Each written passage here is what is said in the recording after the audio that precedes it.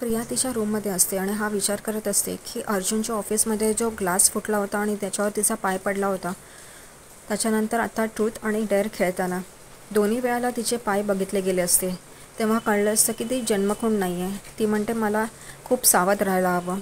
ही जन्मखूण माझ्या पायावर आहे की नाही ती बघते, तेव्हा नसते आणि ती काढायला बसते. तेवढ्यातच अस्मिता तिथून येते आणि तिला भॉक करते आणि ती घाबरते. तिच्या हातातलं स्केच पण खालती पडतं. तेव्हा अस्मिता म्हणते तू काय लहान मुलांसारखा स्केच पेन घेऊन बसली आहेस. तेव्हा तन्वी अस्मिताला म्हणते तू विसरतेस, मी फॅशन डिझायनिंगचा कोर्स करते, त्यामुळे स्केच पेन हे मला लागतंच. ती म्हणते अच्छा अच्छा आणि तन्वी तिथून निघून जाते.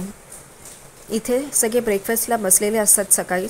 रविराज, पूर्णा आजी, अस्मिता, अश्विन, प्रताप.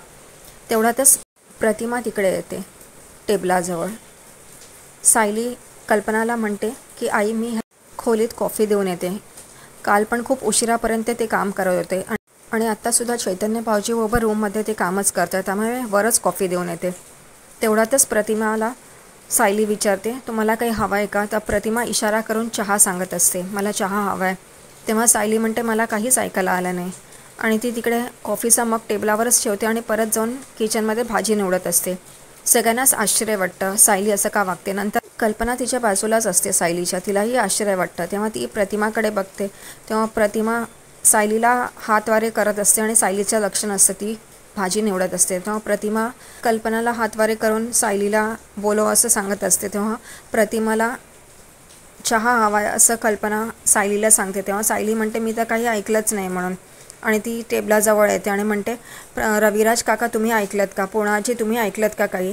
तेवढ्यातच प्रिया तिथून येते आणि चिडते सायलीवर, म्हणते की माझ्या आईला चहा हवा आहे हे सगळं ती सांगते ना इशाऱ्याने, तुला काय कळत नाही आहे का, तू का तिला त्रास देते आहे. तेव्हा सायली म्हणते ऐकलं तर नाही आहे मी, कोणी त्यांना बोलता येतं ना, त्यामुळे ते बोलू शकतात, बोलून सांगू शकतात, हे सगळ्यांनाच पटतं. रविराज म्हणतात मी डॉक्टरशी बोलतो म्हणून. तेव्हा सायली म्हणते फोन स्पीकरवर ठेवा. तर डॉक्टर म्हणतात की त्यांना बोलायला वेळ लागेल, त्यांची स्थिती एका लहान मुलासारखीच आहे, 20 वर्ष त्या बोलल्या नव्हत्या, त्यामुळे त्यांना वेळ लागेल. लहान मुलाला जसं शिकवलं जातं ना तसंच त्यांनाही शिकवायला लागेल, मग थोडे दिवसांनी ते आपोआपच सगळं जुळवून आणतील. तेव्हा सगळेजणच खुश होतात. इकडे प्रिया संधी साधून कॉफीचा मग जो अर्जुनसाठी सायली घेऊन जाणार असते घेते आणि अर्जुनच्या रूममध्ये जाते. सायलीचं लक्ष जातं की कॉफीचा मग तिकडे दिसत नाही आणि प्रियाही नाही. तेव्हा तिला असं वाटतं की ही नक्कीच ह्यांच्या खोलीत गेली असेल, म्हणून ती जायला निघते. तेवढ्यातच तिला विचार येतो की अरे ते एकटे तर नाही आहेत खोलीमध्ये, चैतन्य भाऊजी पण आहेत, म्हणून ती सोडून देते. इथे सगळेजण ठरवतात की प्रतिमाला एक एक शब्द शिकवायचा. तेव्हा सायली कल्पनाला विचारते की आपल्याकडे पाटी पेन्सिल आहे का. तेव्हा अस्मिता हसते आणि म्हणते आजच्या जमान्यात तू पाटी पेन्सिल कुठे विचारतेस. तर कल्पना म्हणते की पाटी पेन्सिल तर नाही पण बोर्ड आणि मार्कर आहे. तर सायली म्हणते चालेल म्हणून. इकडे दुसरीकडे चैतन्य आणि अर्जुन तन्वीविषयीच बोलत असतात.